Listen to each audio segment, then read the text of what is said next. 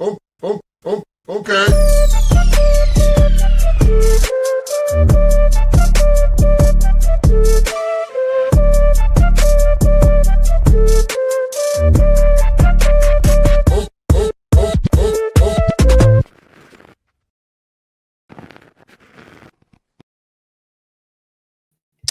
Well, good afternoon, everybody, and welcome to the Daily Herold here on Badlands Media. There have been some technical difficulties this morning. I don't know what was going on. I was trying to schedule my stream through Rumble Studio like I do every single morning after the Daily Herold ends, after the Badlands Daily ends. And for whatever reason, I went and scheduled it. And like 10 minutes ago, I see that it's like a broken link through Rumble. It's like, well, that's weird. So I deleted it, tried it again. Same thing through Rumble Studio, like created a broken link. So just like a minute ago, I had to go in and just a minute ago, I had to go in and just create it the old-fashioned way. So I don't know why the link didn't get shared around. It's on me, guys. I should have. Actually, I'm gonna blame Brian because he wants to use Studio too. And if I can pass blame on to anybody else besides myself, that is the ideal situation for me. But E.H. Kyle says that YouTube shut down the choice for a policy violation. And I can't imagine what that would be unless it's maybe they probably used like third-party content they weren't supposed to or something. I don't remember which channel that is. Hold on, let me see if I can figure out what those two did wrong. Ghost and Ash. Those sinners. They lost us our YouTube over the choice. Oh, nothing there. What the heck? I don't remember what channel I'm on or what. I have like multiple different browsers I've adopted over the years. I keep like switching. And I have the YouTube account open on one of them. I just don't remember which. Let's see here. Is it this one? Man, we have way too many YouTubes. Now we have too many YouTubes. Huh. Your content was removed due to a violation of our community guidelines. Review content. Oh, that was a long time ago. Yeah, I don't know. I'll look into that later. I guess it's not a big deal. John showing clips of The Chosen, but you're still up though. Yeah, so it must just be that happens every now and then. Like if we'll show a clip on YouTube that's like a YouTube copyrighted whatever, they'll typically take us down. So I don't think it's the end of the world. It'll be fine. Anyway, plenty to discuss today, so I don't want to waste too much time. I already feel like I've wasted enough time already based on the start of the show here. So quick word from our sponsors, and I'm not even going to like do the ad read the official way. I'm just going to tell you guys, if you haven't got your Bitcoin yet, you got to do it. There's no better time to start than now. If you would have started when we told you over the past 2.5 years, you'd be pretty happy with yourself. Badlandsmedia.tv/river, $5, $10, $15 a month. You will thank yourself later. Do it in spite of G Money. Do it despite G Money. And then also, if you're going to get Bitcoin, it's best to take it off the exchanges and put it into cold storage. I use Trezor, badlandsmedia.tv/TREZOR. That's how you do the cold storage. And then today, guys, after the stream at 2:30 p.m. Eastern, there is going to be a exclusive ticket holder live stream for GART ticket holders only. Today, 2:30 Eastern. The links for this will go out about a half an hour before it goes live, so it's not too late to get your in-person or virtual tickets. You can do so at badlandsmedia.tv/events. I probably will join that stream for a little bit. I don't know if I'll be there the whole time, but Spetzel says, I'm pretty happy with myself. I went with silver and gold. Yeah, you have reason to be happy there too. That's also doing really well.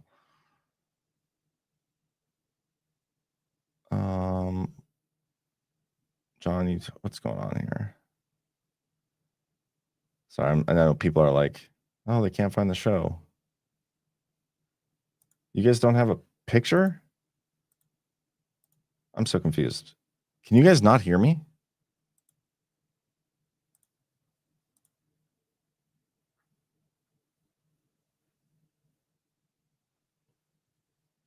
I'm so confused.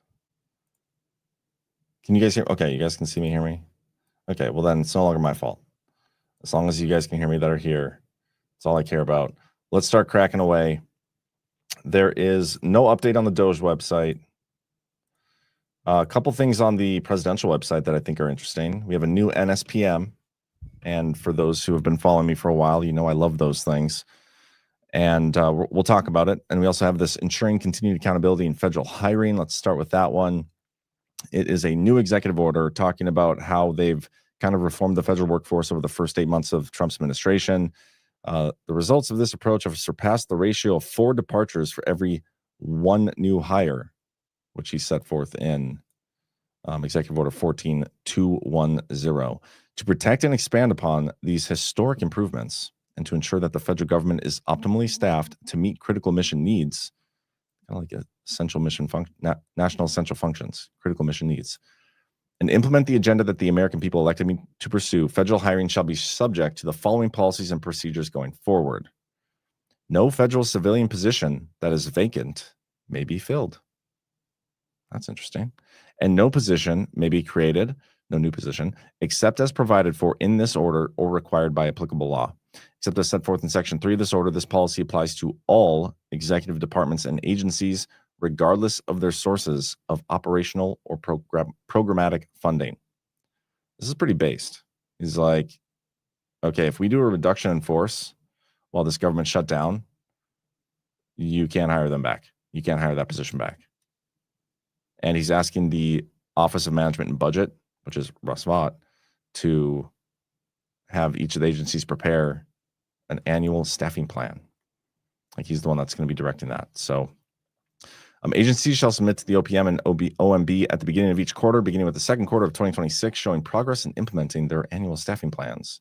It does not apply to the EOP, Executive Office of the President, non-career positions requiring presidential appointment or Senate confirmation, non-career positions in the senior executive service, Schedule C or Schedule G positions, military personnel and armed forces, and then positions related to immigration enforcement, or ICE, national security or public safety.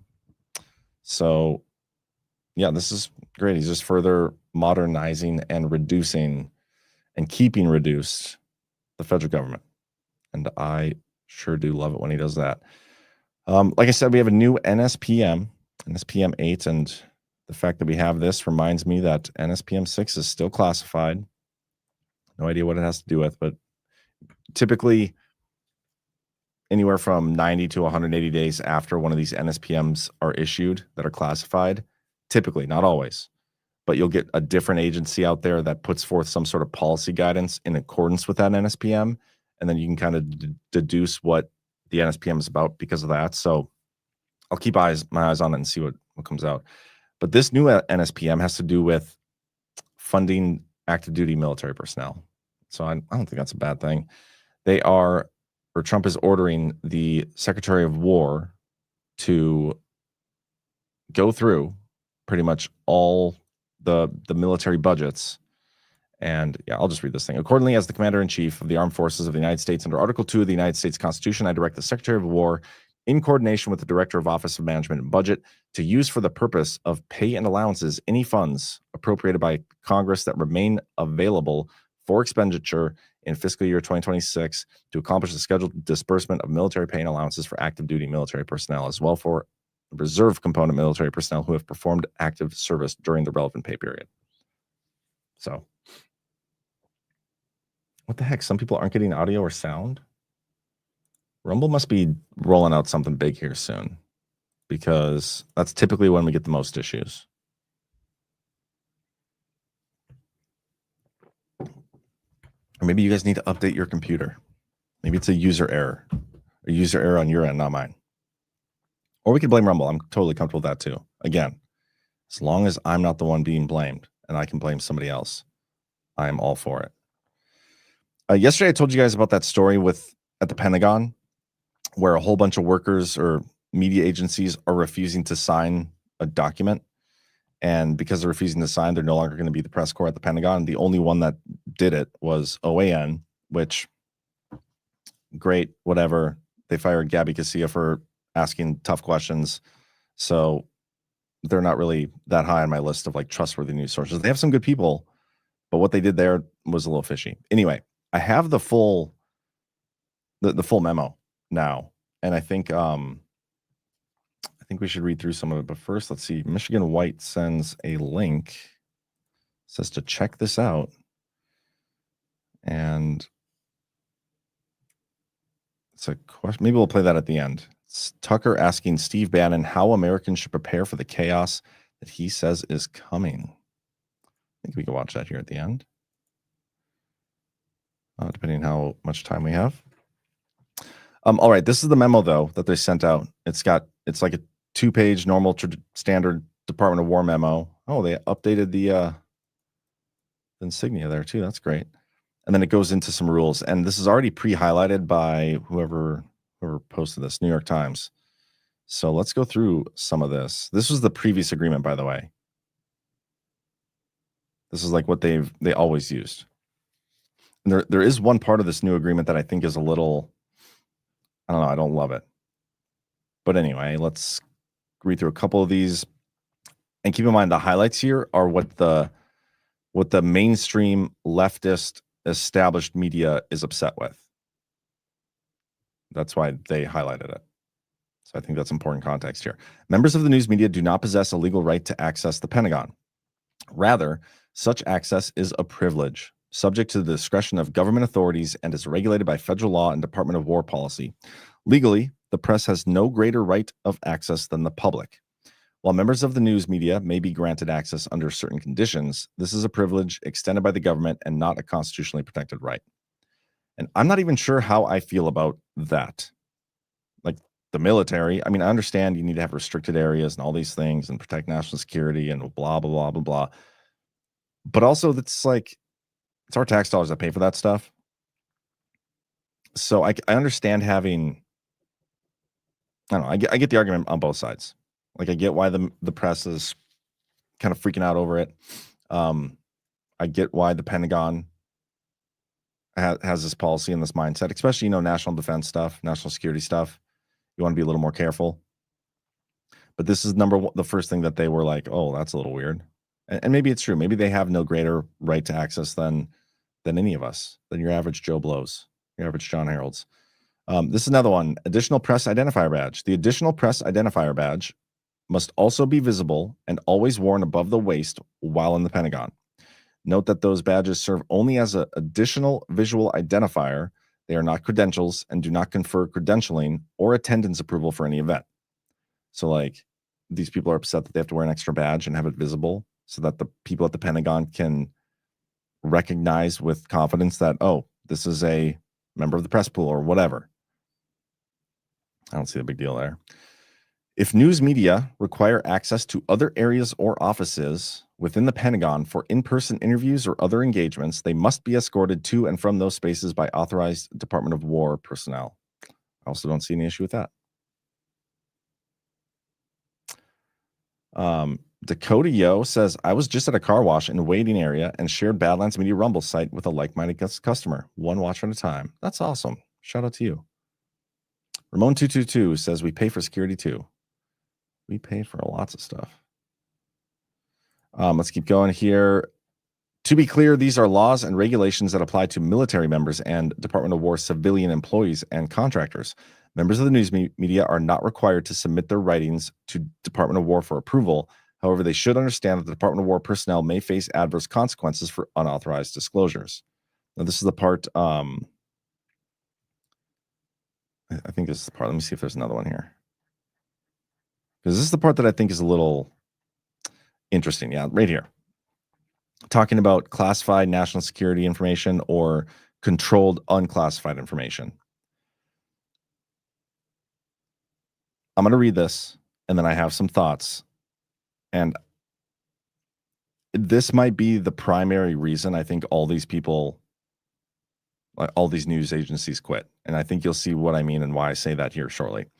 For clarity, the receipt of unsolicited, That's the key word there. Unsolicited, CNSI, classified national security information, or controlled unclassified information, CUI, and its subsequent publication is generally protected by the First Amendment and would not on its own normally trigger denial, revocation, or non-renewal of a PFAC, press, Pentagon, press pass or something. I don't even know what that stands for.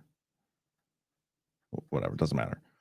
However, if you solicit the disclosure of such information or otherwise encourage Department of War personnel to violate laws and policies concerning the disclosure of such information, such conduct may weigh in the consideration of whether you pose a security or safety risk. There is a critical distinction between lawfully requesting information from the government and actively soliciting or encouraging government employees to break the law. The First Amendment does not permit journalists to solicit government employees to violate the law by providing confidential government information. The press rights are not absolute and do not override the government's compelling interest in maintaining the confidentiality of sensitive information. Soliciting or encouraging government employees to break the law falls outside the scope of protected news gathering activities. Solicitation may include direct communications with specific Department of War personnel or general appeals such as public advertisements or calls for tips encouraging Department of War employees to share non-public Department of War information. For example, an advertisement or social media post by an individual journalist or media outlet that directly targets Department of War personnel to disclose non-public information without proper authorization would constitute a solicitation that could lead to revocation. So I think this is the sticking point here. I mean, the rest of the stuff is petty, stupid shit. Like, you wear your badge and make it visible. You have to be escorted around the building. Like, you don't have the right to be here any more than anybody else. Kind of putting them in their place. But then this is more so putting them on notice. And there's a difference between putting somebody in their place and putting somebody on notice. When you put somebody on notice, it's like, we know exactly what you guys have been doing here. We know that you have people inside the Department of War and all these other agencies, and you are actively working with those people to try to leak information that you should not be leaking. And maybe in some instances, it's just totally fabricating information for whatever motivation those people have.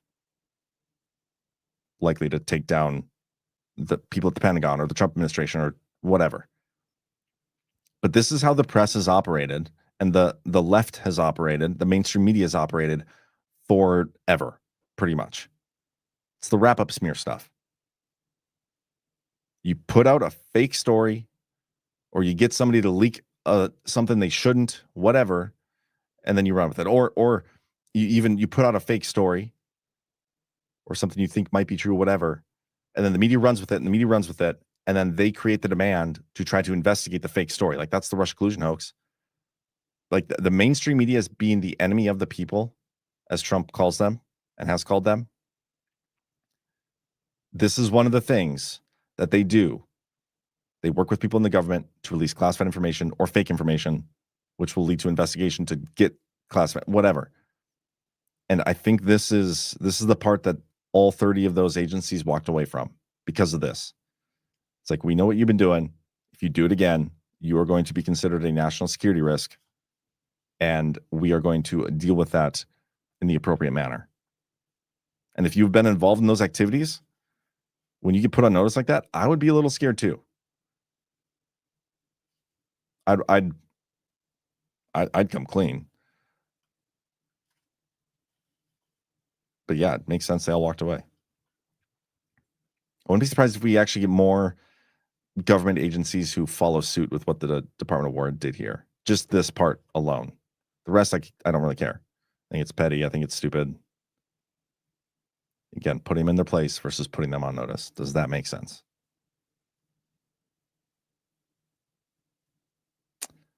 I don't know the context of your comment here, Sean Douglas, but hose being hoeing. Are you talking about gardening? Are you talking about females? What exactly are you referring to about the hose and their hoeing? Oh, then Michigan White sends a different link saying, I'm a supporter of Israel and the Jewish people, but the Israel first aspect is taking our eyes off the ball. Okay, we'll get to maybe that link too. Kinship Quest. Do I get to wander in the media corporate HQ? I don't know. The thing I thought that was when I first saw this whole story, because I had seen I hadn't seen this part, like the 21 pages of like, these are all the new rules, follow them carefully, blah, blah, blah. I hadn't seen that, but I did see this part. And they talk about all the areas that are off limits, I believe, in this. I thought it was this.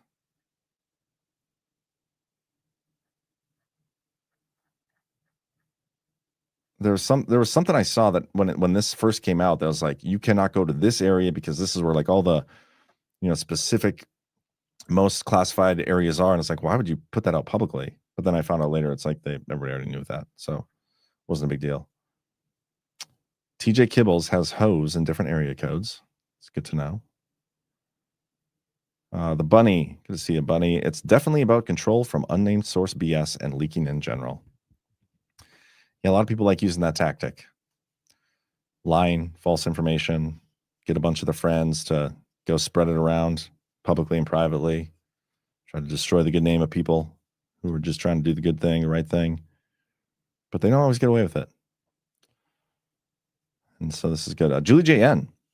By the way, Julie JN sent me some pickles, which I do appreciate that, Julie. A friend on Facebook posted a document showing RICO case coming out of Florida. Filed 925, 2 grand juries impaneled, 11226. Oh. Do you have that document? You should post that in the chat or something. Okay, let's see what we got. Trump on True Social. Let me refresh this. There's one post that I saw for sure. Okay, we got perfect. 12 minutes ago, we got an update. So Trump posted this originally. I'm speaking to President Putin now. The conversation is ongoing, a lengthy one, and I will report the contents, as will President Putin, at its conclusion. Thank you for your attention to this matter. And then we got this 12 minutes ago, and I have not read this yet, so we'll read it for the first time together. At least maybe you guys have read it, but I haven't. I've just concluded my telephone conversation with President Vladimir Putin of Russia, and it was a very productive one. President Putin congratulated me and the United States on the great accomplishment of peace in the Middle East, something that he said has been dreamed of for centuries. I actually believe that the success in the Middle East will help in our negotiation in attaining an end to the war with Russia-Ukraine. President Putin thanked the First Lady, Melania, for her involvement